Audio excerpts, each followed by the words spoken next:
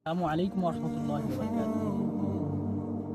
মুসলমান ভাই বোনেরা, আপনাদের সকলের জন্য একটি জরুরি কথা যে আজকে যে 31st নাইট যেটি রয়েছে এটি মুসলমানদের কালচার, বরঞ্চ এটা হচ্ছে ইহুদি খ্রিস্টান এদের কালচার। সুতরাং আমাদের করণীয় হচ্ছে এই সমস্ত কাজ থেকে বিরত থাকা, গুনার মধ্যে লিপ্ত না হওয়া।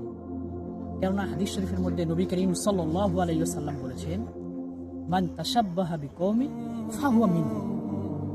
যে ব্যক্তি কোনো কওম অথবা কোনো গোত্রের সাদৃশ্য রাখে সে তাদের অন্তর্ভুক্ত। সুতরাং যদি আমরা 31st নাইট এইটা যদি উদযাপন করি তাহলে আমাদেরও ইহুদি খ্রিস্টান তাদের কালচারের সাথে মিলে যায়, আমরা তাদের সাদৃশ্য রাখতেছি, তাহলে কেমন হবে? হাদিস অনুযায়ী আমরাও তাদের মধ্যে অন্তর্ভুক্ত হব। এই জন্য আমাদের করণীয় হচ্ছে হাদিসের উপর আমল করে এই সমস্ত কাজকর্ম থেকে বিরত থাকা এবং নিজে গুনাহ থেকে আমরা বিরত থাকব এবং মানুষকেও এর থেকে বিরত রাখব। আল্লাহ তাআলা আমাদের সকলকে এই হাদিস শরীফের উপর আমল করে গুনাহ থেকে বেঁচে থাকার তৌফিক দান করেন। আমিন।